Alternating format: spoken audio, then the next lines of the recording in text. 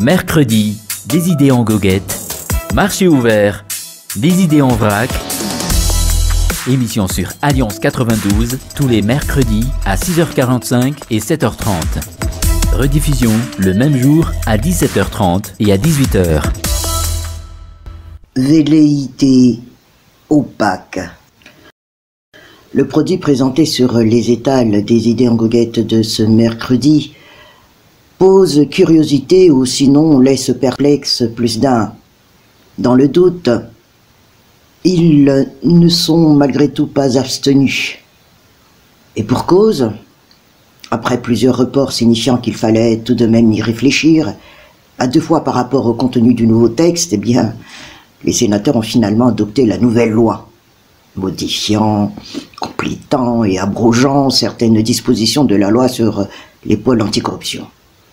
Des modifications, compléments et abrogations qui ont justement suscité une véritable levée de boucliers, notamment parmi les organisations de la société civile qui y voient une régression manifeste dans la volonté de lutter contre la corruption puisque ceux-ci délestent les PAC d'une partie de leur pouvoir, en l'occurrence celui de procéder à toute confiscation avant condamnation, et celle-ci ne pouvant dorénavant être ordonnée qu'après décision judiciaire.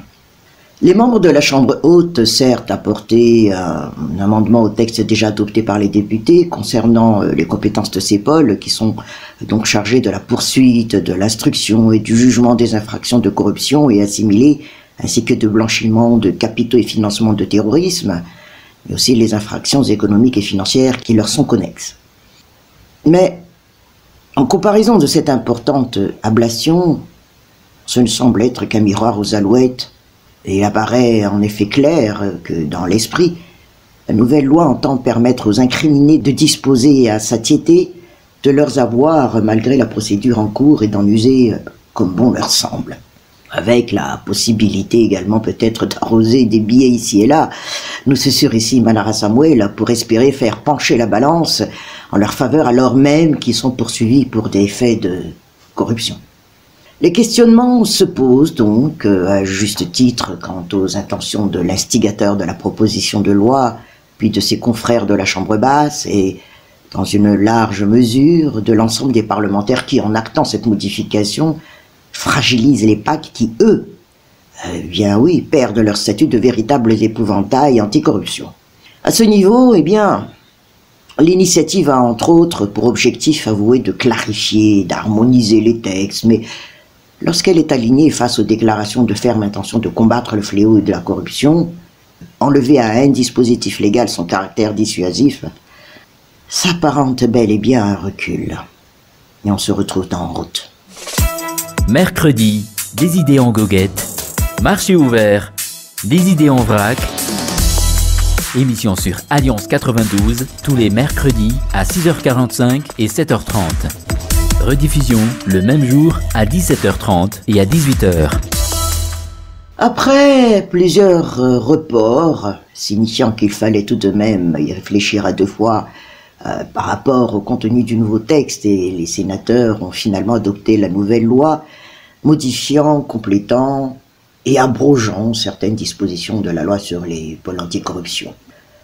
Des modifications, compléments et abrogations qui ont justement suscité une véritable levée de boucliers, notamment parmi les organisations de la société civile qui voient ici une régression manifeste dans la volonté de lutter contre la corruption puisque ceux-ci délestent les PAC d'une partie de leur pouvoir et en l'occurrence celui de procéder à toute confiscation avant condamnation.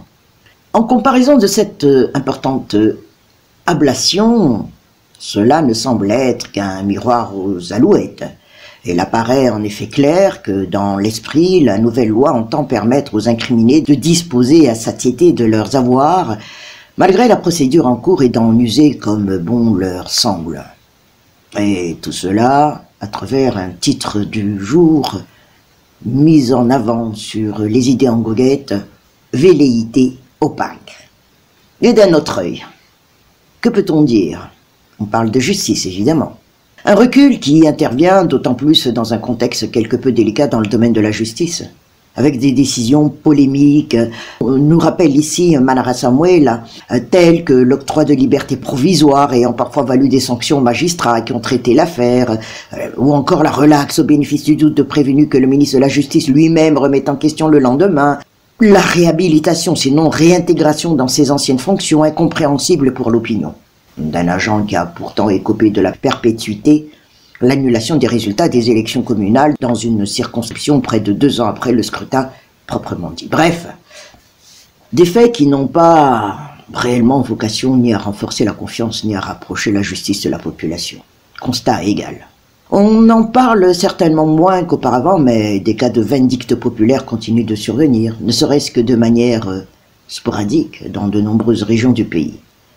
Un pays où un simple on-dit ou délation suffit parfois à déclencher de véritables lâchages sur la voie publique. Et quand le mécanisme judiciaire se grippe régulièrement du fait de ses décisions de justice sujettes à controverse, ou quand on assortit fréquemment des lois censées être générales et impersonnelles, malheureusement, de traitements exceptionnels pour certains individus, ce n'est définitivement pas pour arranger les choses.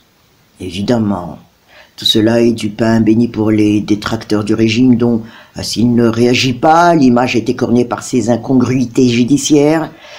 En revanche, quand même, nous souligne ici Manara Samuel, en cas d'intervention, il lui sera reproché de fouler aux pieds le principe de séparation des pouvoirs. Tout le monde, autant les dirigeants que les justiciables, a donc visiblement intérêt à dépasser le stade des mots et des fameuses déclarations de principe, en promouvant une véritable justice. À mercredi prochain, Manara Samuel. Mercredi, des idées en goguette. Marché ouvert, des idées en vrac. Émission sur Alliance 92, tous les mercredis à 6h45 et 7h30. Rediffusion le même jour à 17h30 et à 18h.